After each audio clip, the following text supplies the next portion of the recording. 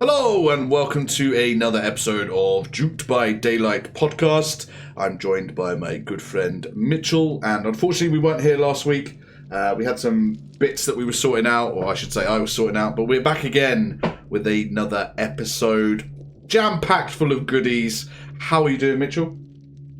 I'm doing good, dude. I'm doing good. I'm kind of excited. We have some good stuff to talk about, I would say. So Yes, we do. We got let's some news. yes. So, as a lot of people know, the new Killer teaser trailer has dropped today.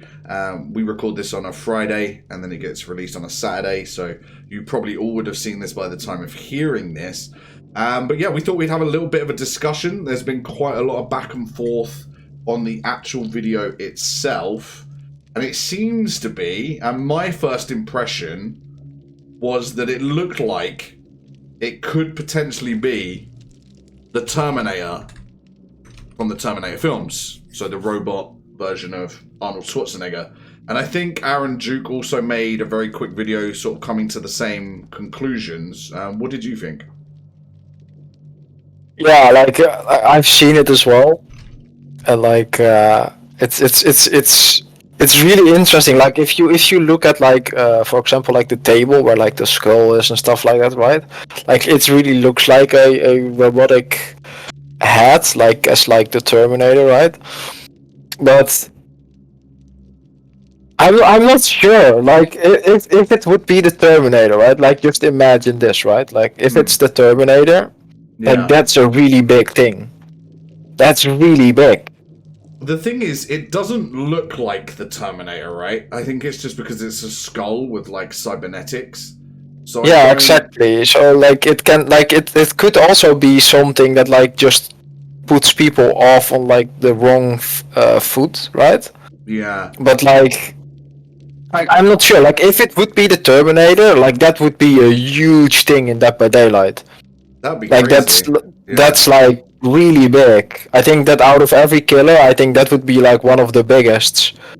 But like then it would be already leaked earlier than this. Like it would be hyped up like they did with Unreal, but like with Unreal they kinda did it too early. But like if you did something like that with like the Terminator, that would not make a difference. Like it would still be hyped AF, and then on release it would explode. So like, but like I'm not sure. Like I don't know. It could also like how we look at like how they put out like new killers and survivors. This one should be licensed. Yes, that's what I was going to say. So licensed killer could mean it is the Terminator, but I'm looking at the video now and it doesn't look like that.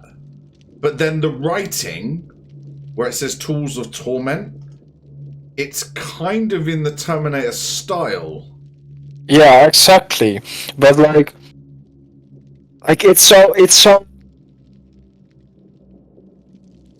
I don't know, like it could be, but it also like it could also be like just a distraction.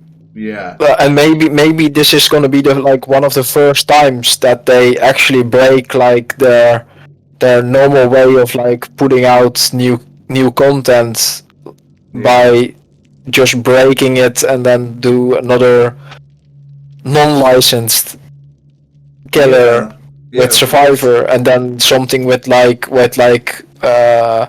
bombs or anything, you know, as like traps that you can put down and stuff like that or something, you know. Then it's still you still use like tools and stuff.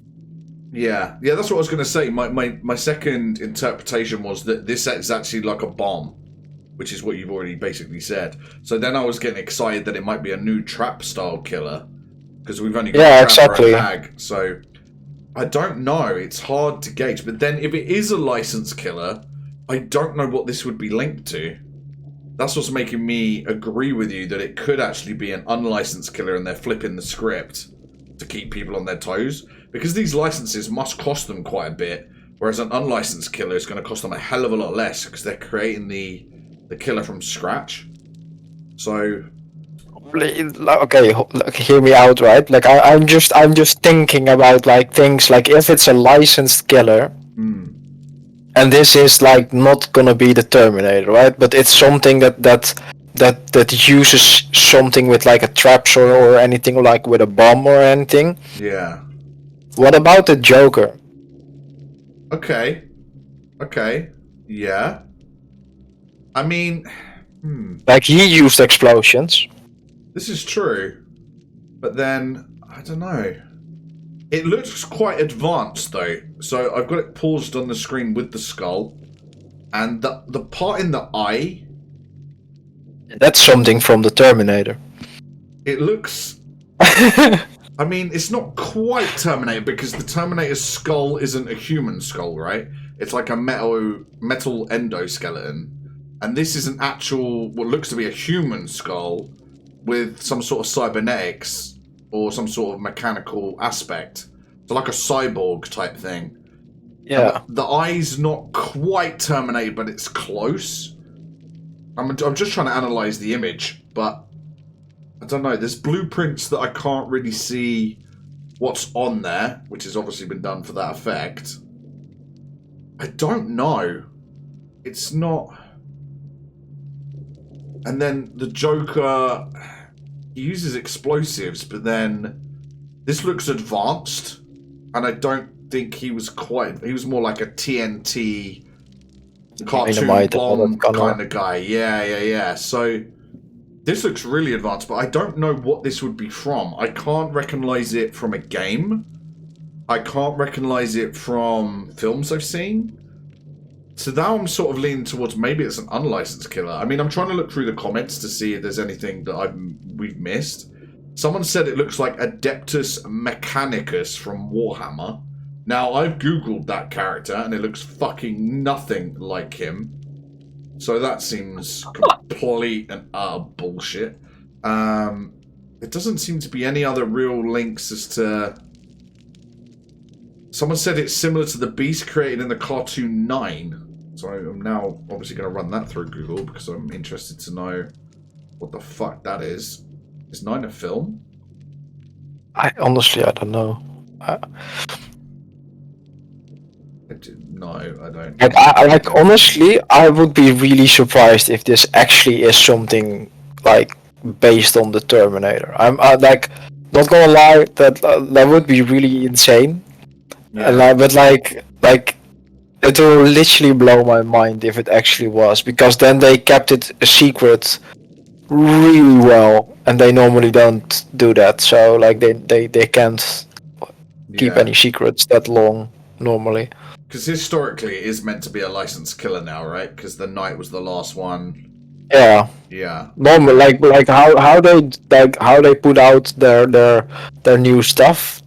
It should be a licensed killer, but like maybe this is the time they think, okay, we need to break the cycle, and we are gonna release a non-licensed killer again, back to back. Yeah. Someone's comment's quite interesting on this, actually. I think that the killer will place down cameras with the skulls. That could be interesting, like a surveillance. Yeah, that could be a thing. So he's got visibility on, or maybe it alerts him to where people are. Like a hag trap sort of tells you where they are, and so does a trapper's trap. But then it must do something else as well, right? Because it can't just be a trap and then teleport, because then that's hag. That's just hag. You know? They won't mimic the power identically. So I don't know. Unless it's like kind of a twin situation where you can take control of... Mind you, that's again still like hag, isn't it? If you could take control of the trap. I was thinking like robots are sort of like at the trap point, but then that's hag again, isn't it? That's still the same power. I don't know. There's a lot to try and digest from that, but honestly, I have no clue. I will be. I don't know. Yeah, none of the comments are really shedding any light, but I'm I'm kind of thinking it's something with the Terminator, but I would not be surprised if they just release a non-licensed killer now as well. Like I Yeah. like I think either of the two is gonna happen right now. And it's Either Tools it's of gonna be Torment, by the way. Terminator, or it's gonna be a non-licensed killer they made up themselves.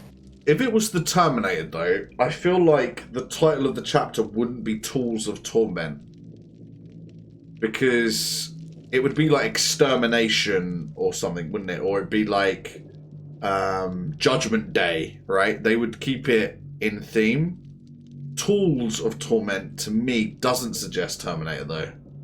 That's the flip side. Like the tools aspect. There's no... Terminator doesn't use tools.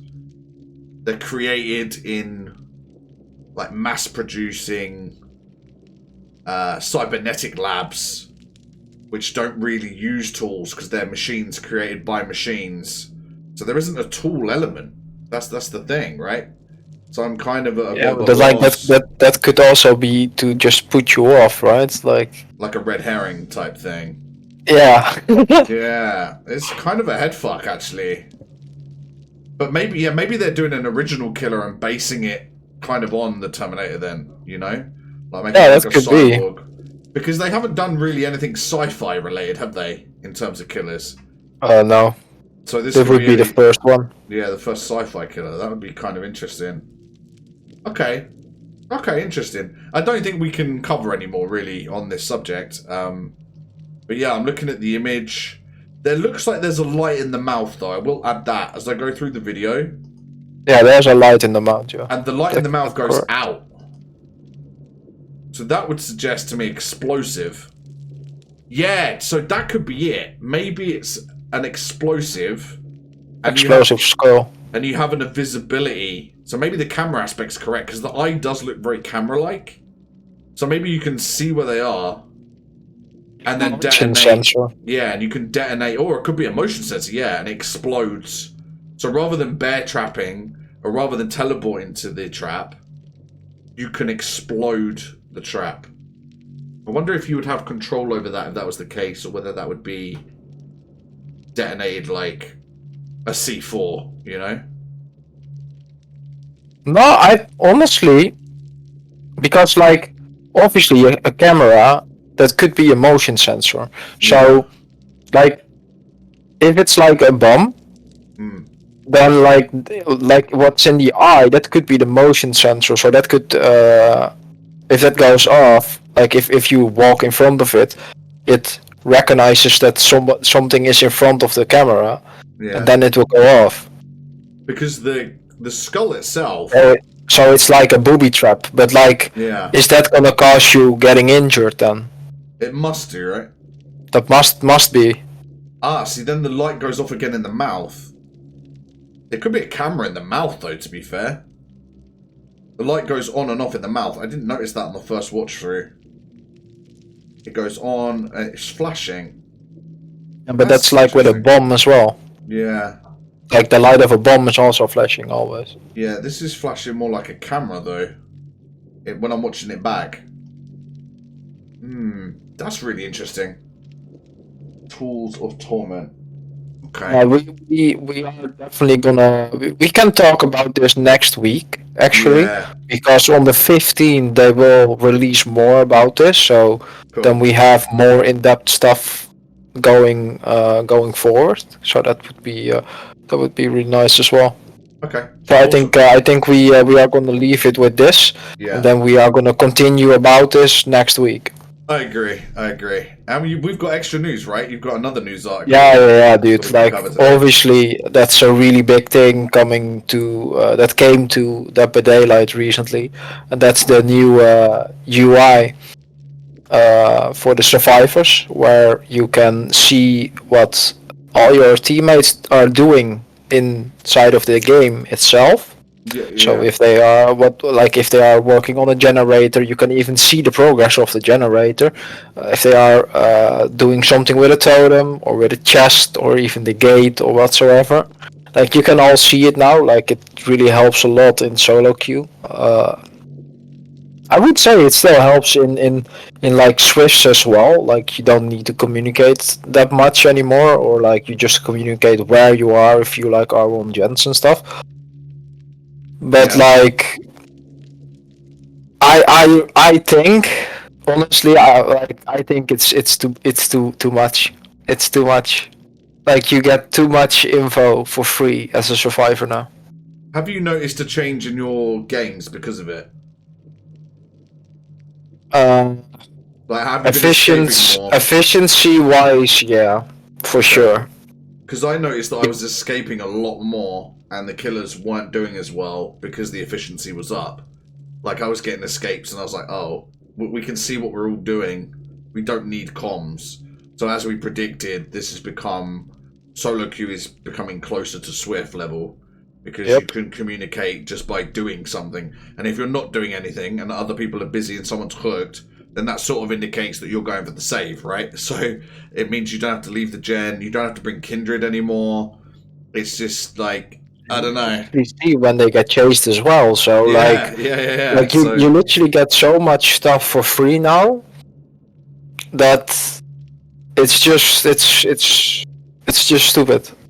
Like I've watched a lot of True Talent's videos lately on YouTube where he was running Dead Hard, Bond, uh,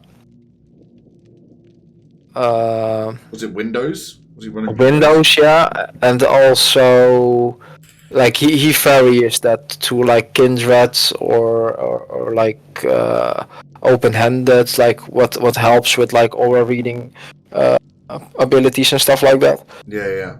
And like he was doing really well with that. Like he's a solid survivor, let's be honest. Like he is a solid player, but like he knows what his team is doing like almost the entire game, and that was without the UI.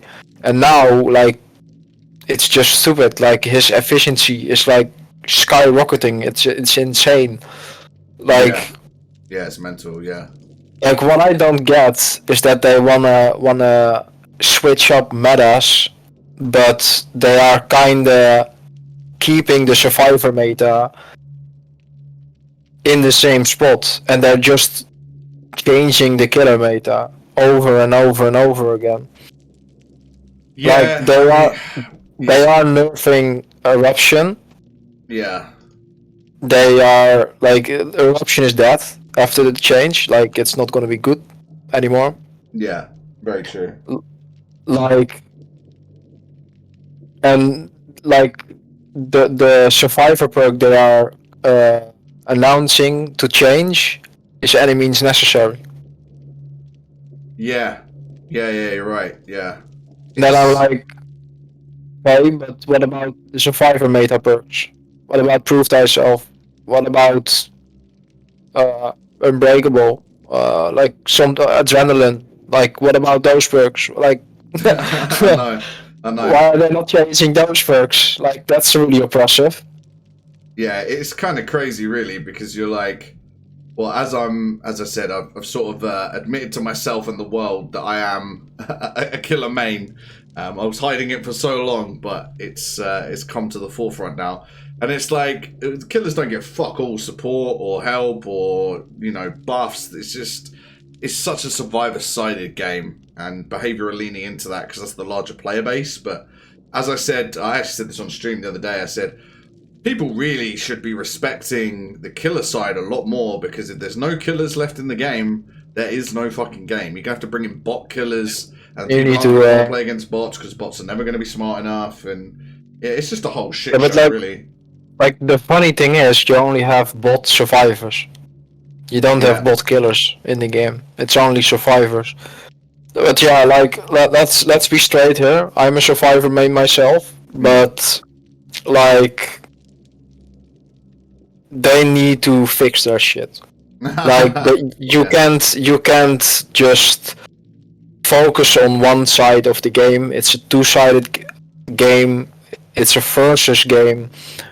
It's a 4v1. The solo player needs to be at the same level or even above the other side. Yes. Killers need to be viable, otherwise it's not gonna work. Yeah. That's what I always said, that's what I'm still saying. And that means that even though a game can be difficult for like now with Eruption, Call of Brine, stuff like that, I know it can be annoying, it can be difficult, but that's part of the game. That's making it a challenge. A game should not be easy to win because it's a versus game. It should be a challenge. You should challenge yourself. You should be evolving to become a better player yourself. They are balancing the game around low to average players instead of balancing the game around the really good players. Yeah. Because if you balance something around low average players, really good players will find ways to abuse things. Yeah, exactly. Yeah. And And if you there's balance such a around skill gap, right? There's such a skill gap as well. exactly, and if you balance around the high players, the high MMR players, because they want to have an MMR system, that's fine.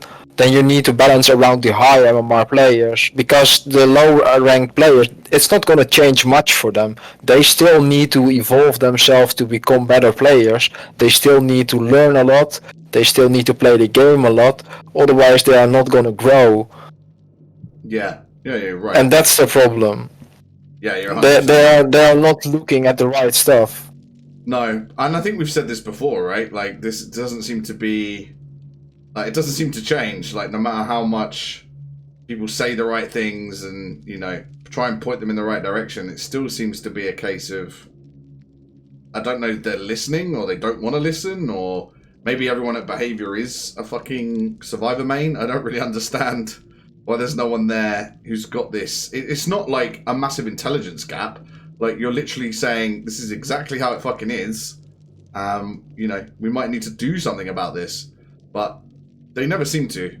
They never seem to. Like, killers just get left out in the dust.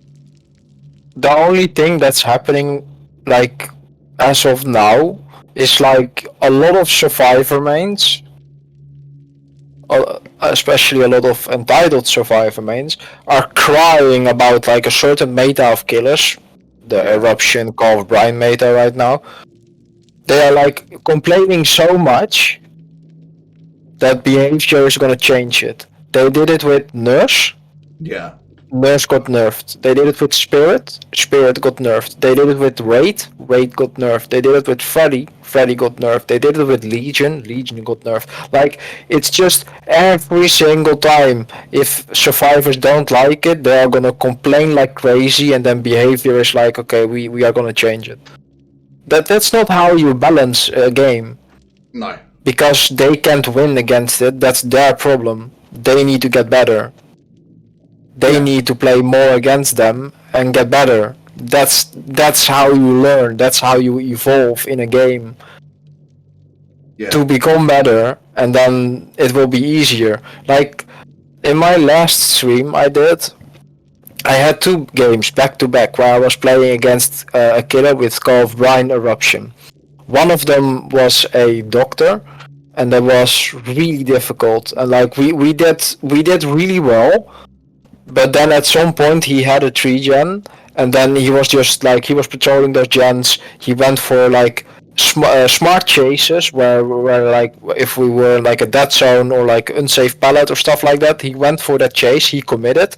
Then he got a quick down, he hooked, went back, he had Scorch as well, by the way. He went back, like he controlled the shit out of those gens, and he ended up with a 4K. Yeah. He played that really well, really smart, really solid. The game after that, we played against the Nemesis. I was solo, by the way, both games. I played against the Nemesis. He had a really close 3-gen.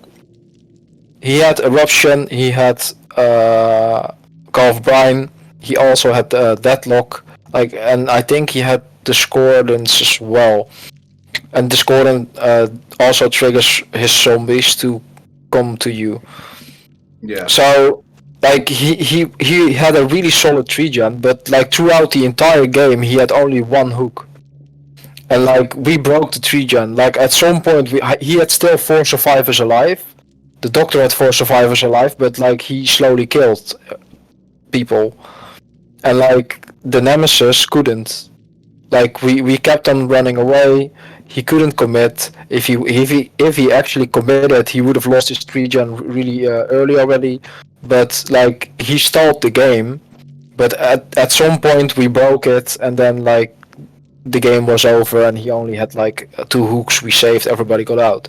So like it's still doable to play against it. You just need to really play really smart and think about which gen you can and cannot do. Yeah, yeah. So you need to use your brain as a survivor. Yeah, it's game sense at the end of the day. It's game sense and experience, right? You learn when to do something, when not to do something. You know, it's just experience and game sense. But yeah, exactly. Unfortunately, they're trying to cater for people who are like newer to the game, and obviously the survivor side. So they're never gonna allow it to be a point of, no, you need to grind at this game if you want to be good at it. They're just basically babysitting new players, which is making it easier for the old players to play better than they used to play, because they're just changing the landscape. They've basically moved the goalposts, so survivors are even further away skill gap wise than the killer is. The killer should be the strong element in the game. For sure. Because they're A, solo, they don't have support, and B, they're a fucking killer, for Christ's sakes. Half of them are double the size of the survivors. Like, you're telling me that that's not gonna happen? Like, if that was real life, like, Trapper wouldn't fuck up 4 little people?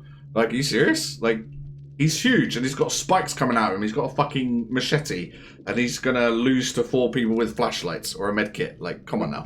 It's like, it gets to the point where killers come a bit of a joke. Like, half of the killers aren't. Yeah, but like, a lot of survivors aren't even scared of a killer anymore. No, I know. Like they just finish a gen in your face. They are like, they run up to you so you can actually chase them. They wanna get chased. Like, they're not scared anymore. They just wanna loop you, waste time, or like just BM the shit out of you, and like yeah, I mean that's it. Yeah, you literally nailed it on the head. Yeah, that's exactly what it is. That's exactly what it is. But I don't know. I don't know if there's anything that can be done. And like, I don't have the answers on how to like fix it, if that makes sense. Really, like, you'd have to change, I think, so much, in my opinion. Like, I think the first thing they need to look into is like all the second chance perks. That's like the first thing they need to change. Yeah. Like, obviously, like, it's alright to have a couple second chance perks, but like, I get games where like 1 survivor has 4 second chance perks.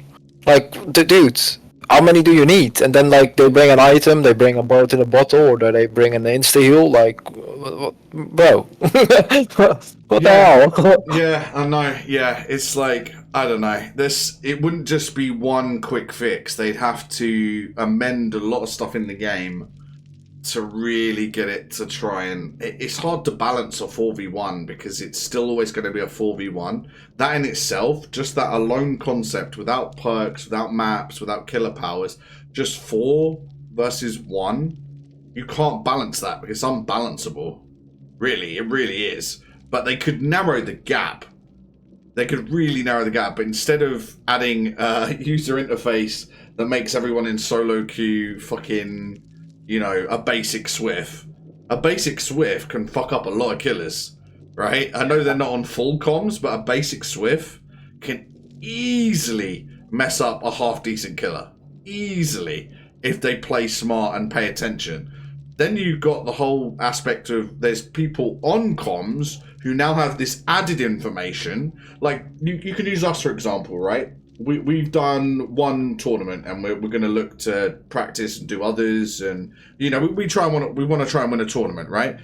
And it's the case of, well, we've got a fucking user interface now, and one of our biggest problems as a Swift was learning how to communicate properly. Now we really don't have to focus on that too much. We just have to pay attention to the heads up display, the user interface. That's all we need to look at. Because we know what people are doing. So we don't have to rely on our teammate telling us where they are. I don't have to remember to call out exactly what I'm doing because you will know what I'm doing. So instead, it will be the opposite now, because you can look at the heads-up display, the user interface, and you can go, "Oh, Mitchell, I see you're on a gen. Where are you?" And then, yeah, exactly. Then it becomes a question rather than I'm waiting for you to tell me you're on a gen, and then I ask you. So it speeds up that whole process of conversation. So I can just be like, "Oh, Mitchell's on a gen. Where are you, mate?" And you will try and direct me to where you are. Or you could be like, "Oh, I can see Mike's in chase, so I will go and do something else, or I'll go and take a hit for Mike because Mike's on death hook." Like something like that. Like the thought process. It's like the game's thinking for you now. So you don't have to communicate, right? So a Swift that's got like half decent capabilities, everyone's moving up the rankings now in their Swift levels because solo queue just became Swift basic. Yeah, but Swift. like on top of that, like when they talk about like meta switches and stuff like that, right? Like then if you talk about that, make it happen. Like you have like all those, like you have so many information perks as a survivor. You have alert, you have folkwise, like recently added.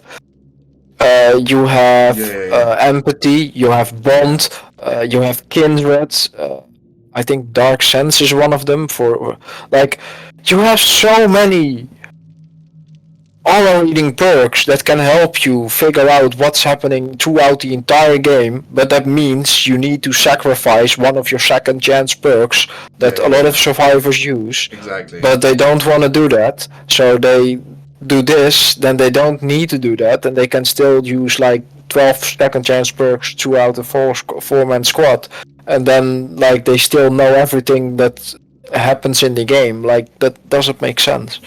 Like it's too much. It's way too much. Like when it first came out, you couldn't see like the progression of a generator. But like I think in a week or like 2 weeks, they added that because it was kind of bugged. It should have been straight up there, but it wasn't.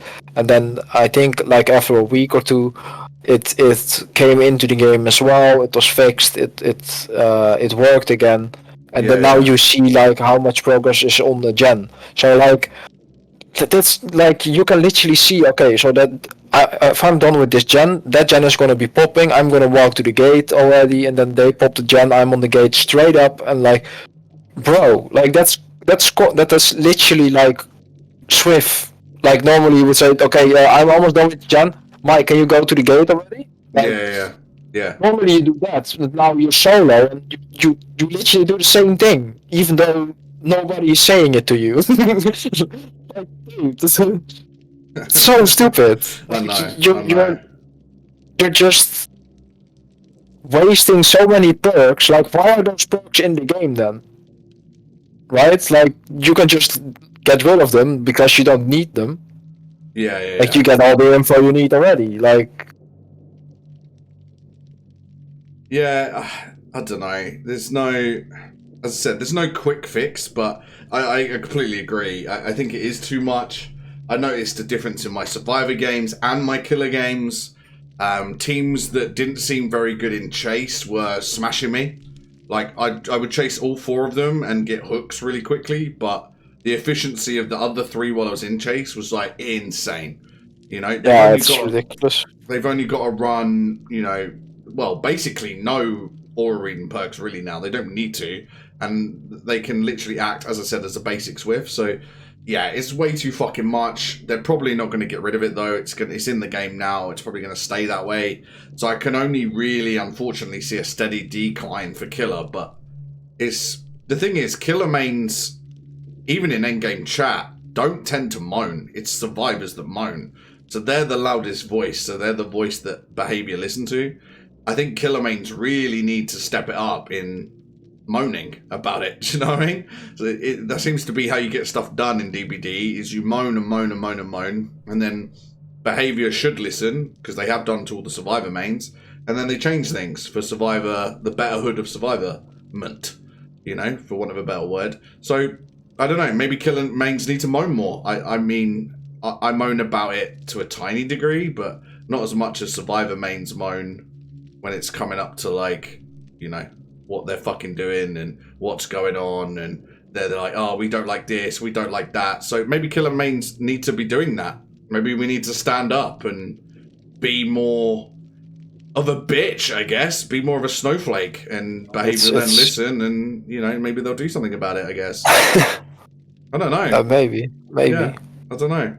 But I don't think there's much more we could probably say on this topic, though. So maybe we should move on to a more controversial topic, I guess, that kind of filters in with this, which is our character spotlight of the week, which is actually the nurse. And talking about nerfs and killers and all of that good stuff.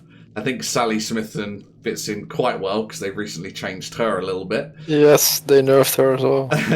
We're not going to go into that too much, but we're going to go through, obviously, a normal overview, her lore and her power, along with the perks. And then we might talk about it just a little bit. So with Sally, she's rated as very hard to use on the difficulty rating.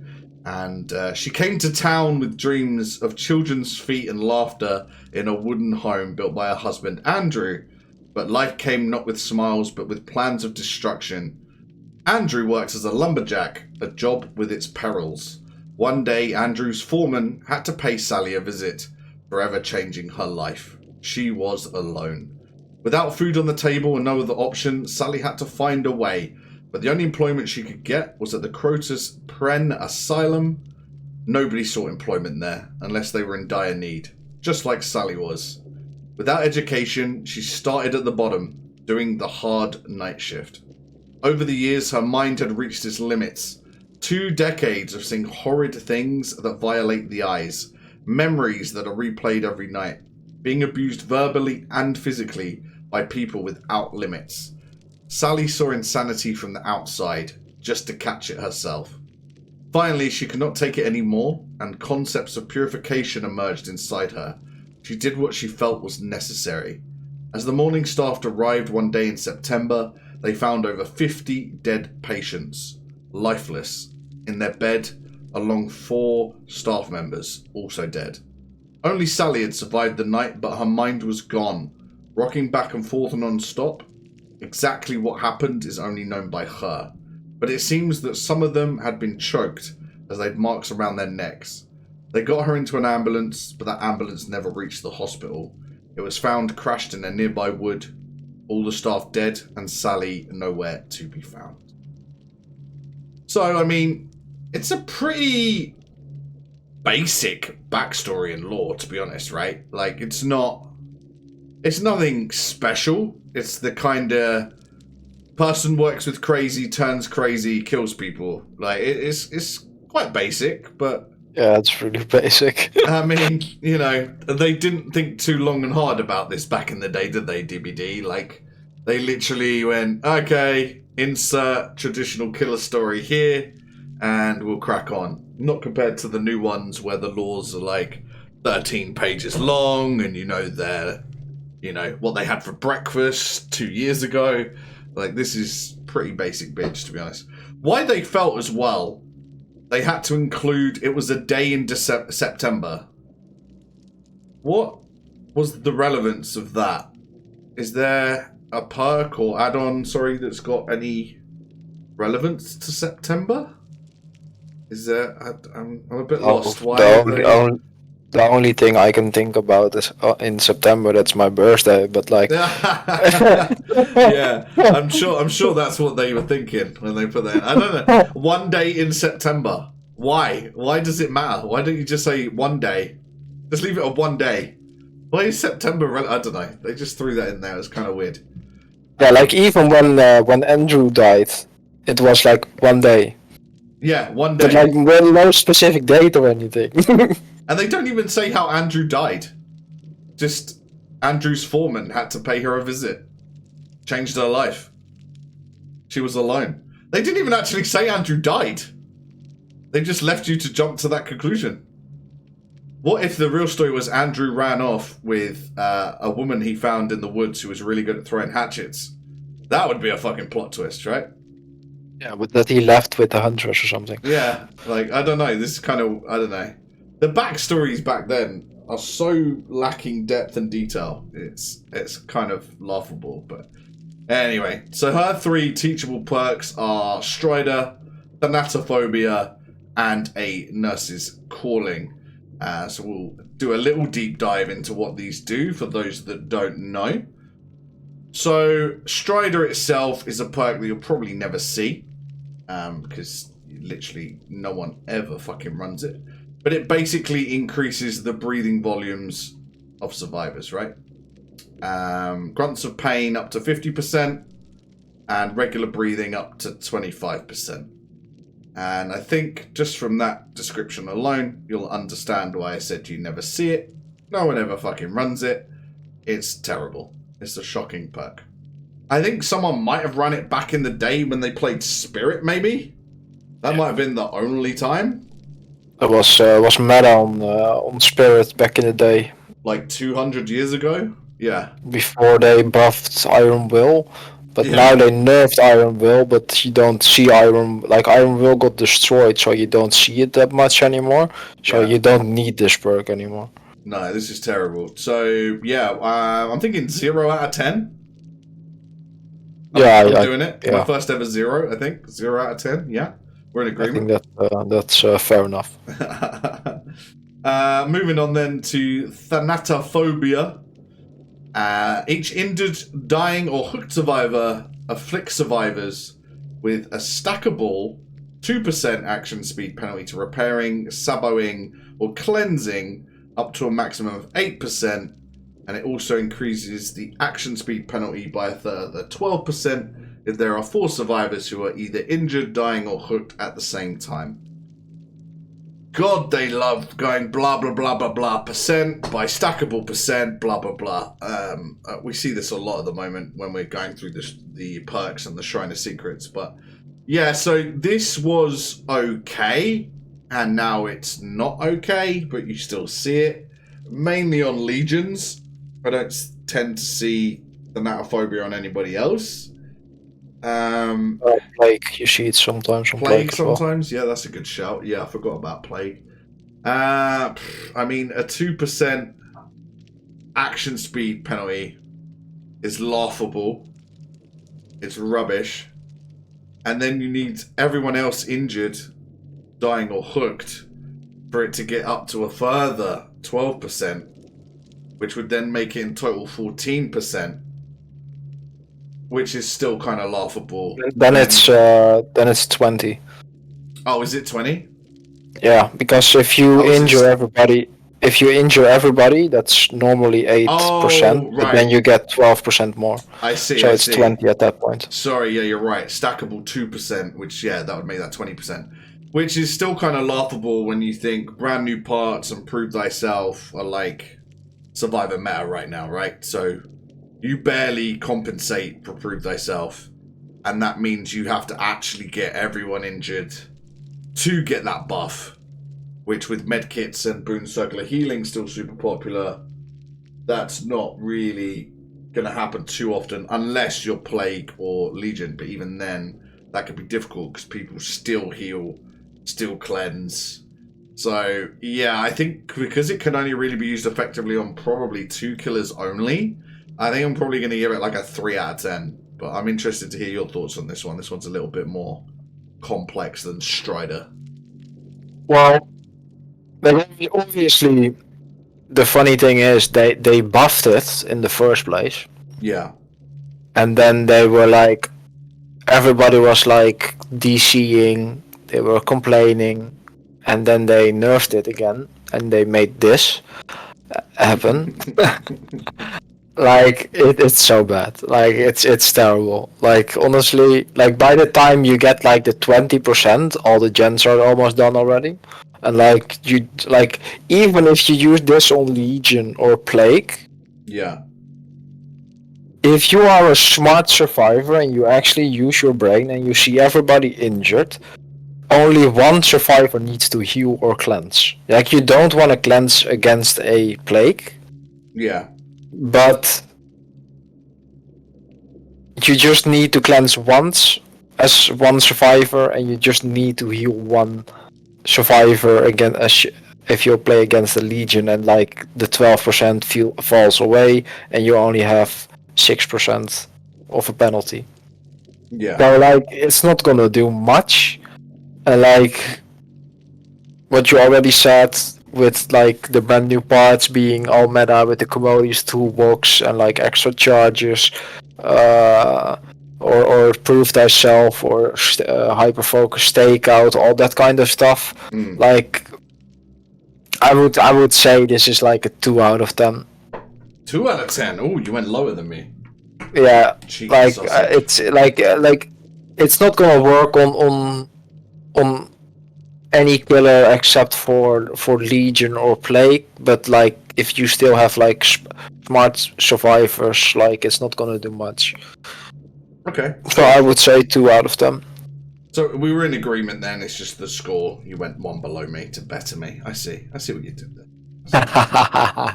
Nah, that's cool. Yeah, I was being generous with the 3, to be honest. I mean, I guess with the 2 it can be used on. Yeah, considering there's 30 fucking killers now. Yeah, I probably should have marked it probably down to a 2, to be fair. So yeah, I agree. I fully agree. And the last one, I guess, Nurse is Calling. So most people know what this one is. This one's a bit more common. But basically, you can see the auras of all survivors who are healing or being healed.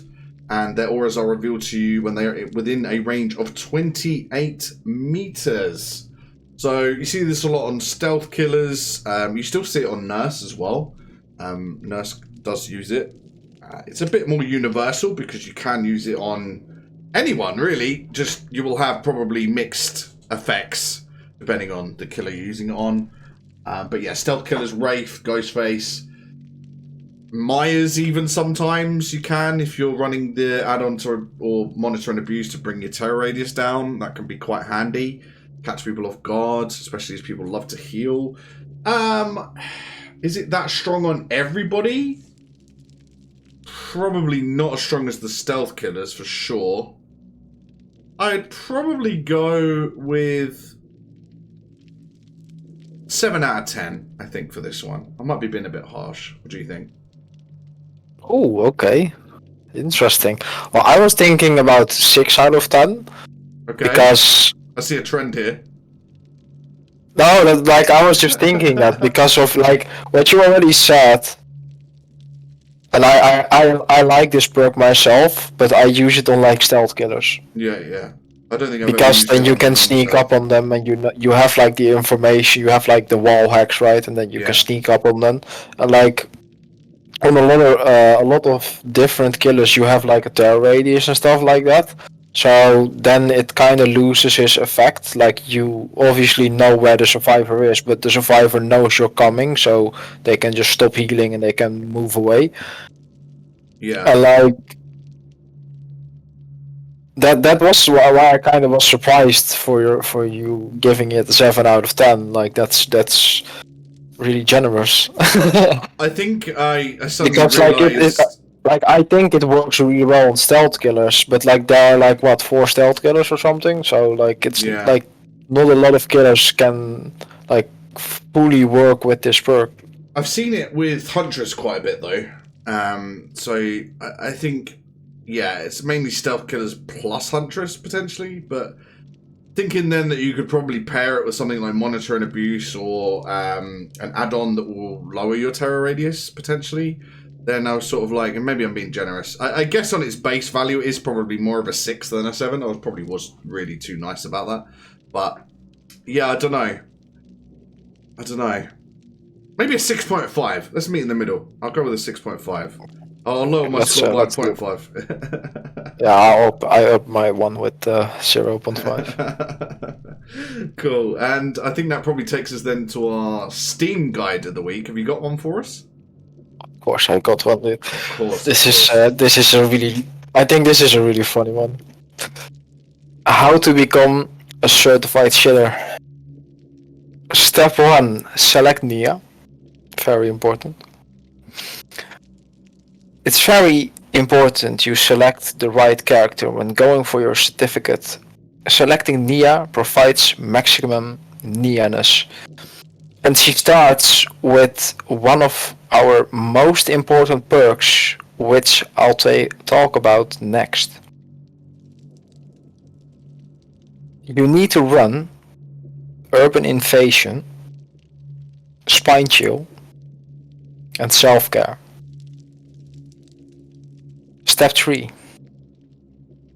Enter game, press Control.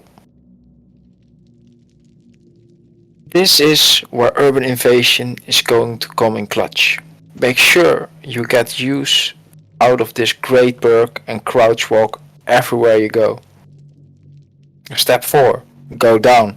This is where Spine Chill is going to help you greatly.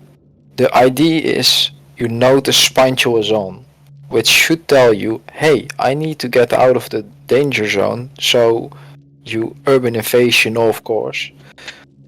Get into the corner of the map to hide, but everyone who plays killer in this game is cheating, so he finds you. Step 5. Mouse 1. Once you've been unhooked by your teammates, self-care is going to come into play. Make sure you get to a corner of the map so you can't be found. Using Urban Invasion, of course. Perk value, by the way. And hold mouse 1 to heal yourself so you don't bother your teammates. Step 6. Get sacrificed. This is the most important part, the biggest moment, everything you've ever lived for. This is the pinnacle of greatness, the crux of life.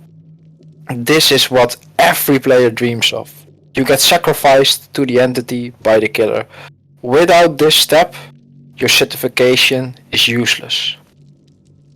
Your certification. Congratulations! In the first 3 minutes of the match, you have accomplished nothing for your team, and you've completed your shitter training. Your certification will come by mail in 5 to 7 business days. Enjoy your achievement in all its glory. Have a good one.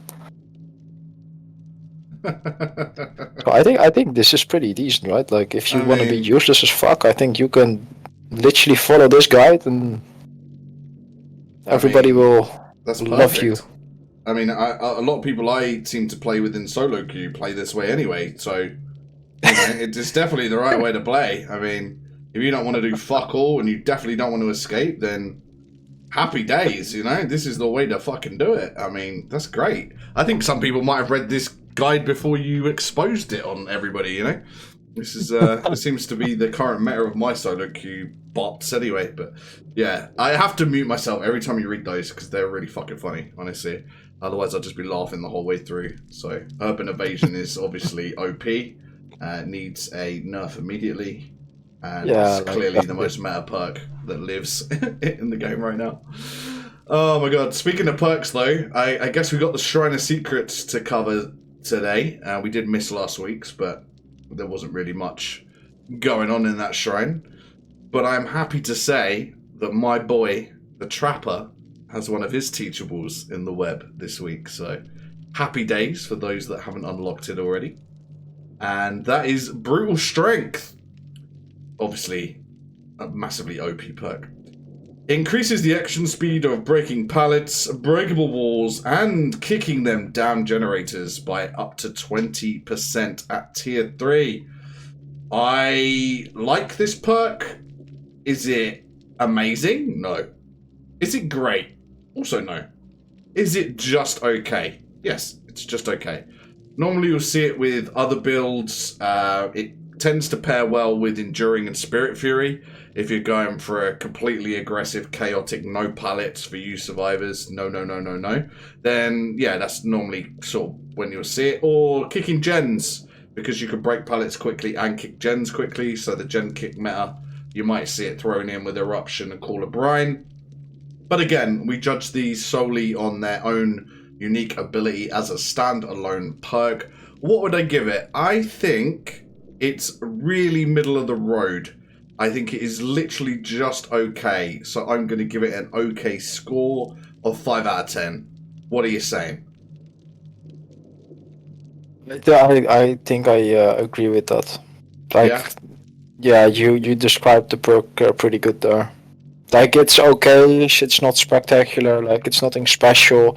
It's not gonna make it's not game breaking difference. Like Yeah. you can do some stuff a little bit faster, but like that's it. Awesome.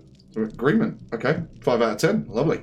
And my second perk from the Shrine of Secrets is a build perk of Borrowed Time.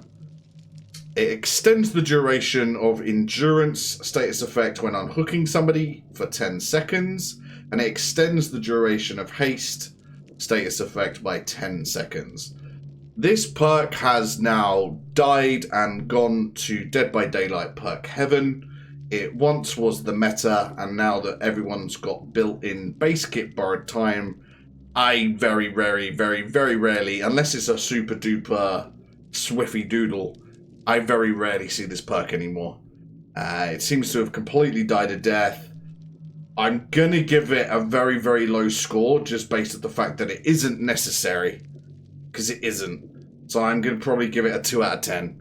Just because it can be great if you bring it, I guess. Because it gives you the added 10 seconds. Fantastic. But it's really unnecessary. It's very unnecessary. So I'm giving it a low score due to that. What do you think of that?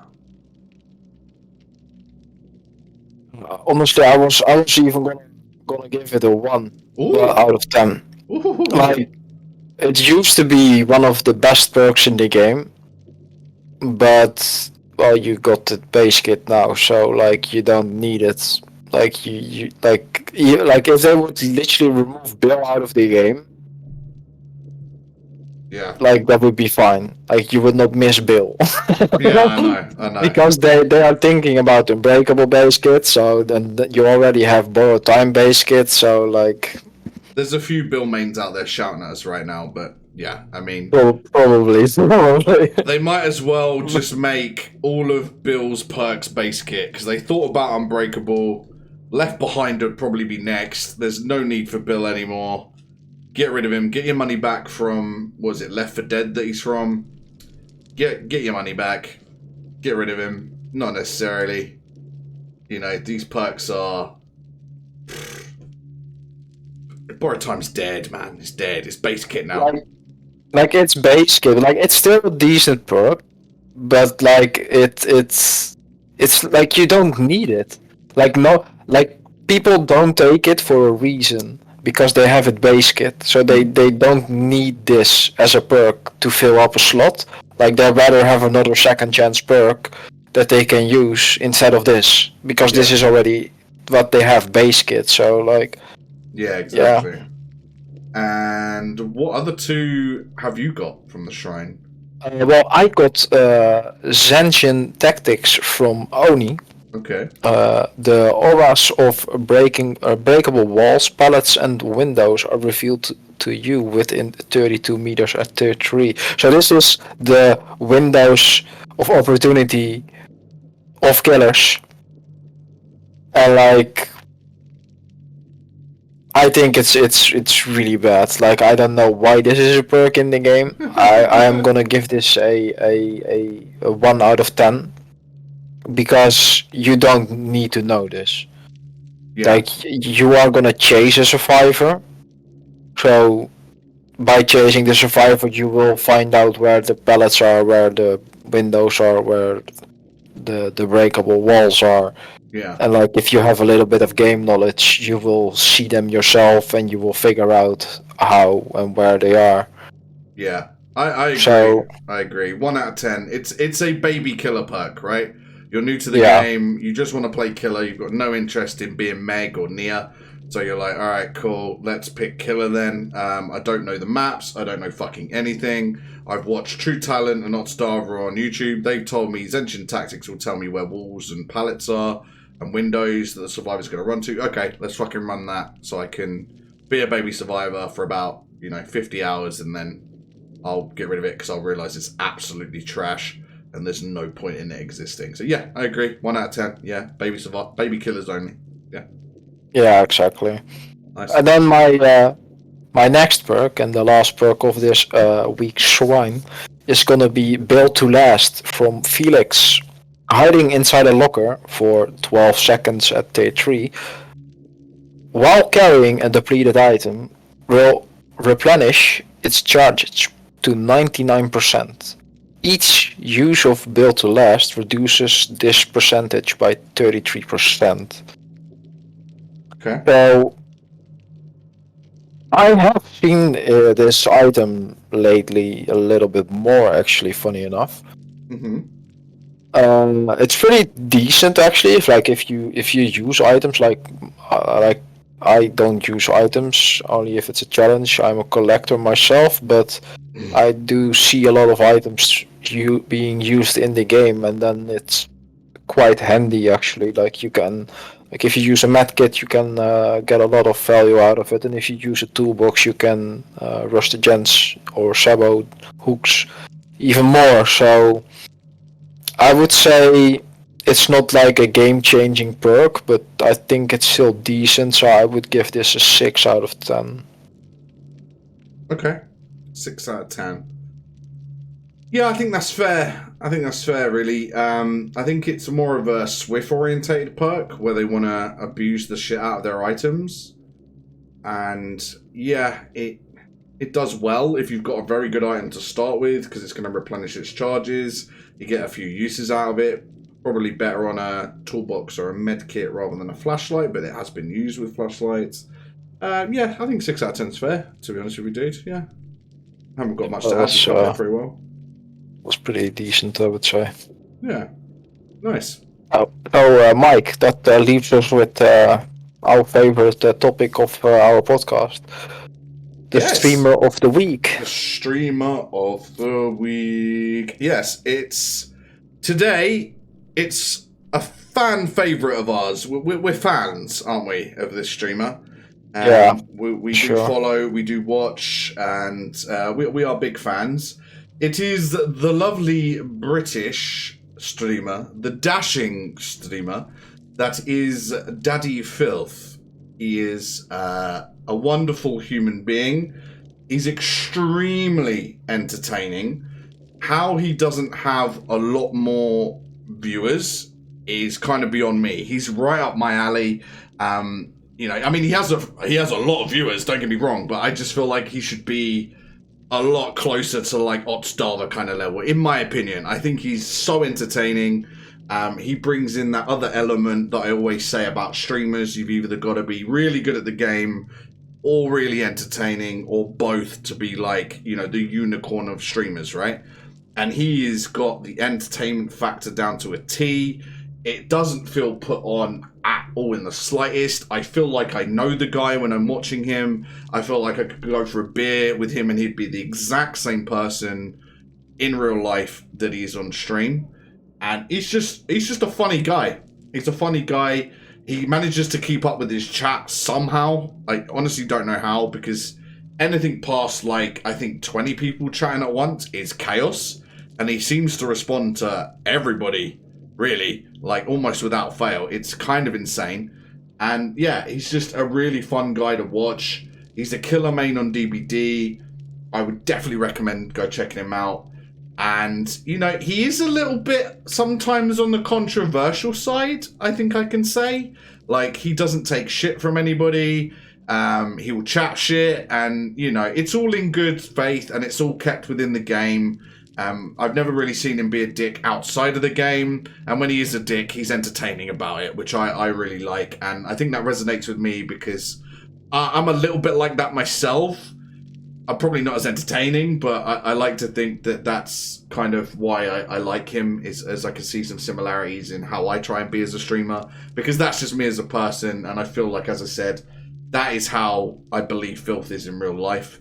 And yeah, just a really fun, entertaining guy, and he's actually pretty good at the game, I'm not gonna lie. He's pretty good at the game as well, so he's very close to that unicorn plethora of being both sides, you know, entertaining and good at the game.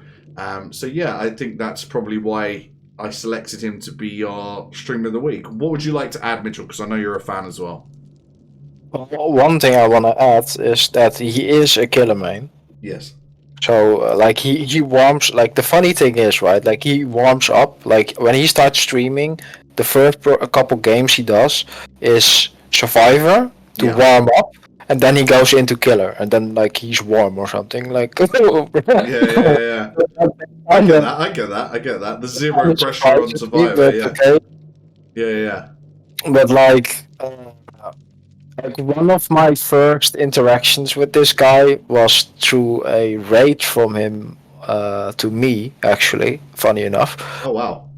And then I, of course, showed some love back. I raided him, and when I raided him the first time, he has something that you can ask for with his channel points, and that's a toxic Baba game.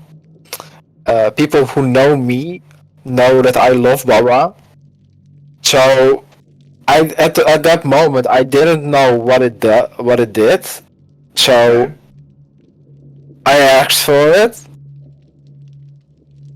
and the thing is, he then goes away, comes back, is dressed up as Baba, has like a little chainsaw and like a little sledgehammer, and then he literally plays as toxic as possible. He literally downs the first person he sees. He hooks that person. He face cams him, slap him on hook with his hammer, with his chainsaw, and like he also like does the motion with like the his own like hammer and his own chainsaw and all that kind of stuff. Like it's so funny. Like I love that. Like that's what you all already said. Like he's really entertaining, and like Yeah. that makes me laugh. Like the first time I saw it, I literally cried because I was laughing so much. Like it was so funny. I feel like that was the first introduction I had to him, was you sharing that clip with me Yeah, dude, of him it doing was it, so and funny. I was fucking dying, dude. Like I was like, oh my god, he's doing it in time with the animation of Bubba doing it, and he was just bashing some guy on hook because someone in his chat had redeemed him to do it, and it was so fucking funny. Like it probably wasn't funny for the survivor, but again, as we always preach, you make your own fun in this game, and you know, if that's going to upset you too much, then probably play something else like Minecraft. But yeah, it was really fucking funny. It was really Yeah, like funny. and like just in general, he's a really chill dude. Like if you just respect him, he's gonna respect you. If you are gonna be a dick, he's gonna be a dick. Like it's just how normal like people should be, right? Like Yeah, exactly that. Yeah, and as I said, I believe in my heart of hearts that is exactly who he is off of stream. And I think, like, I could definitely go for a pint with this guy. You know, I could definitely go and have a few beers, chat some shit, have a few laughs. And that's exactly the energy he brings to his stream. And I think that's what makes it great, because it seems like a very genuine experience. Whereas sometimes when you go into people's streams, they're either doing, like, the fake streamer thing, you know, like, hi guys, welcome to the stream. Today we're going to be playing, like, Dead by Day. Like, you're almost like a radio host, you know? And then you get the others that, you know, don't say anything. And then you've got this, which is, for me, it's great, because that's what I want to see when I'm watching someone play Dead by Daylight. And when playing any game, really, because I'm one of those where I do like people that are great at the game that they're playing. Like I don't know, who's probably the best Dead by Daylight player? Like, not streamer, but player. Who would you say the best player is? I don't know player. off the top of my head. I only really know streamers. I don't really know who, like, the best player would be. But whoever that guy is, you know, or that girl is, whoever that person is, that I would probably watch specifically for something that I'm looking for, like on YouTube. But when I'm looking for streaming, I want entertainment when I'm on Twitch. That's more what I'm looking for when I'm on Twitch. If I want something technical and broken down, that's what I go to YouTube for. I don't know if anyone else is the same, but that's what I go to YouTube for. But if I want entertainment on a sort of long form content, then I go to Twitch, and then I want someone like that. I want the entertainment factor, and that's what I look for more so. That's for me. I know people like the technical side and they like breakdowns and stuff, and there's plenty of people out there that do that, but for me, that's what I enjoy the most. But yeah, that's sort of where I was getting at.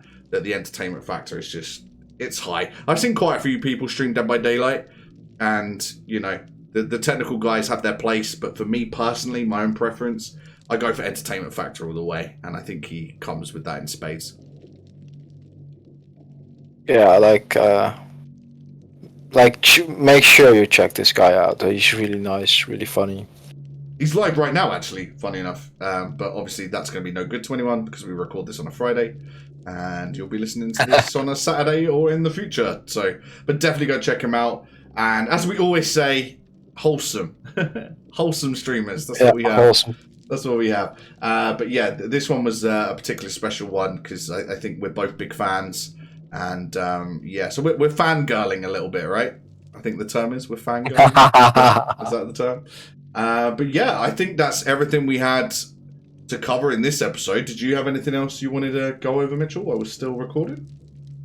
Well, the only thing I can think of, Mike, is that I hope everybody has a blessed rest of their day. Nice. Stay groovy. Peace!